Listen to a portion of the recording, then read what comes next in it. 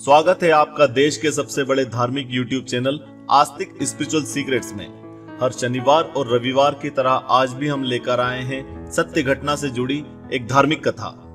ध्यान से सुनिएगा और हमारे साथ अंत तक बने रहिएगा। सत्य घटना सन 1880 के अक्टूबर-नवंबर यानी दिवाली के आसपास की बात है। बनारस की एक रामलीला मंडली लीला खेलने तुलसी गांव आई हुई थी। लीला में 20-22 कलाकार थे जो एक आदमी के घर पर ही एक बड़े हॉल नुमा कमरे में ठहरे हुए थे। वहीं वे लोग अपना भोजन बनाते खाते और रिहर्सल वगैरह करते रहते थे। लीला मंडली के स्वामी और निर्देशक थे 45 से 46 वर्षीय पंडित कृपाराम दुबे जी। मंडली में एक 35 से 36 वर्षीय फौजदार शर्मा नाम का भी आदमी था। वह पंडित कृपाराम दुबे के सहायक और लीला मंडली के सहायक निर्देशक भी थे।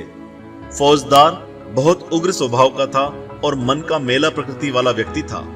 रामलीला में प्रयोग में आने वाली और उपयोग में लाए जाने वाली सभी सामग्रियों का भी फौजदार शर्मा ही प्रबंध करता था।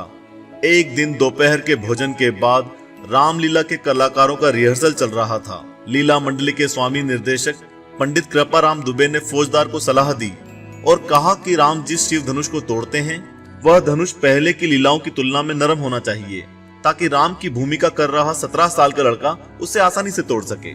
शायद कृपाराम ने इससे पहले की लीलाओं में यह महसूस किया था कि राम को धनुष भंग करने में कुछ कठिनाई हुई या देर लग गई।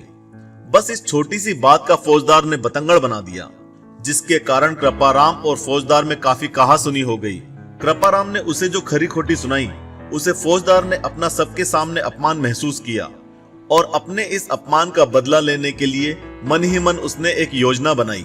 फौजदार ने न केवल कृपाराम का बल्कि उसकी रामलीला का भी मजाक उड़ाने की एक तरकीब सोच ली। बात अगले दिन की है। उस रात लीला में राम के द्वारा धनुष भंग और फिर सीता स्वयंवर का ही दृश्य खेला जाना था। लीला में राम जिस शिव धनुष को तोड़ते थे उस धनुष को फौजदार ही बनवाता था। वह बांस की मुलायम लकड़ी को मोड़कर उस पर रंगीन कपड़ा और कागज लगा के हल्का धनुष बनाता था, ताकि राम की भूमिका कर रहा 17 साल का लड़का आसानी से वह शिव धनुष उठा भी सके और तोड़ भी सके। लेकिन आज की रात तो वह अपने बॉस कृपाराम और उसकी लीला मंडली को सबके सामने बेइज्जत करना चाहता था। इसलिए उसने एक चाल चली जिसकी उसने कानो कान किसी को भी खबर नहीं होने दी। जिनके घर मंडली रुकी थी उनसे किसी काम का बहाना लेकर लोहे का एक रॉड मंगवा लिया। फिर वह पड़ोस के गांव में चला गया। वहां के एक लोहार से उसने वह लोहे का रॉड धनुषाकार में मुड़वा लिया। फिर किसी एकांत जगह पर जाकर उस धनुषाकार लोहे के ऊपर रंगीन कागज लपेटकर उसने आज रात की लीला के लिए शिव धनुष तैयार कर लिया। फौजदार अपने डेरे में वापस लौटा और उसने वह शिव धनुष कहीं छुपा कर रख दिया। जब रात को लीला शुरू हुई तो फौजदार ने वही रंगीन कागजों से लिपटा लोहे की रॉड से बना शिव धनुष चुपचाप रंगमंच में ले जाकर टेबल पर रख दिया। पंडित कृपाराम दुबे रंगमंच के बगल से ही हारमोनियम पर बैठे हुए थे और दृश्य के अनुरूप रामायण की चौपाई, दोहा, सोरठे गा बजा रहे थे। फौजदार पर्दे के पीछे छिपा तमाशा देखने के लिए बेकरार था। समय आने पर विश्वामित्र की आज्ञा पाकर राम धनुष उठाने के लिए खड़े हुए। आगे बढ़कर राम ने धनुष तो उठा लिया, पर यह क्या, पहले की लीला में तो वह इतना कठोर या भारी नहीं हुआ करता था। फिर वह उसे बीच से तोड़े कैसे? अभी कुछ देर पहले रावण और दूसरे दिग्गजों का यहाँ जो अपमान हुआ था, क्या वही राम का भी होने वाला था? राम ने डरी हुई आंखों से हारमोनियम बजा रहे कृपाराम की ओर देखा। राम से आंखें चार होते ही दुबे जी भी समझ गए कि दाल में कुछ काला है और राम बड़े संकट में हैं। सामने बैठे अपार दर्शक समूह बेचैनी से राम के द्वारा धनुष भंग की बेसब्री से प्रतीक्षा कर रहे हैं। ऐसे समय में पर्दा गिरना भी बड़ा ही बुरा होता, यानी राम की कमजोरी को ही स्पष्ट रूप से पर्दे से ढांकना। पंडित कृपाराम दुबे ने सच्चे हृदय से भगवान राम से प्रार्थना की, हे प्रभु, आज लाज रख ले। कभी कृष्ण के रूप में तुमने द्रौपदी की लाज रखी थी, आज मेरी और तेरी लीला दोनों की लाज रख ले। आज तुम्हारी परीक्षा है राम। यदि इस परीक्षा में तुम असफल हो गए तो मनुष्य कैसे सफल हो सकता है? हे राम, लाज रख ले, लाज रख ले, लाज रख ले। पंडित दुबे के हाथ अद्भुत रूप से लगातार हारमोनियम पर थिरक रहे थे और तबला वादक भी वैसा ही उनका साथ दे रहा था, वैसा ही मंजीरा वादक भी।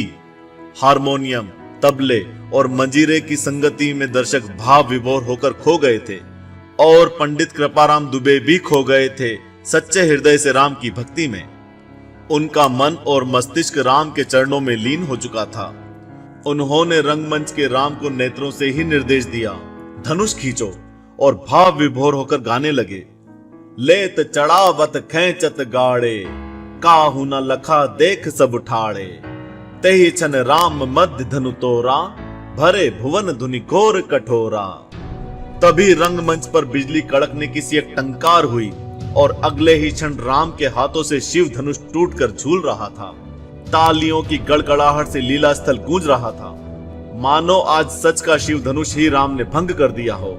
पंडित कृपाराम का नाम आज सचमुच ही चरितार्थ हो गया था, यानी राम ने सचमुच ही आज उन पर कृपा कर दी थी। दूसरे दिन पंडित कृपाराम दुबे और रामलीला कराने वाले मेजबान एक दूसरे के सामने फूट फूट कर रो रहे थे। पंडित दुबे रो रो कर अपने प्रभु राम की कृपा और महिमा का बखान कर रहे थे। तो वे इसलिए रो रहे थे कि वे भी अनजाने में ही सही, लेकिन फौजदार के साथ पाप के भागीदार बने, जिसका पश्चाताप उन्हें मरते दम तक बना रहा। और अपने इस पाप के प्रायश्चित स्वरूप उन्होंने ना जाने कितने ही नवधा, रामायण और धार्मिक अनुष्ठान किए। फौजदार को उस रात के बाद किसी ने कभी नहीं देखा। तो आपने देखा दोस्तों, इस बुराई की दुनिया में अगर सच्चे और साफ मन से राम का नाम लेते हैं तो चमत्कार होने में देर नहीं लगेगी। बस आपकी भक्ति और आपका प्यार, दिल से राम नाम ले तो स्वयं भगवान भी आ जाएंगे आपको संकट से बचाने। तो जोर से बोलो जय श्री राम। कमेंट में जय श्री राम लिखें। और हमने इस वीडियो का टारगेट 1 लाख लाइक्स रखा है, तो उसे पूरा करने के लिए लाइक जरूर करें ताकि सबको यह वीडियो मिल सके। और हम बाकी के सप्ताह के दिन भी अलग अलग भगवान से जुड़ी वीडियोस लाते रहेंगे। नए लोग अभी सब्सक्राइब करें और बेल आइकन दबाएं।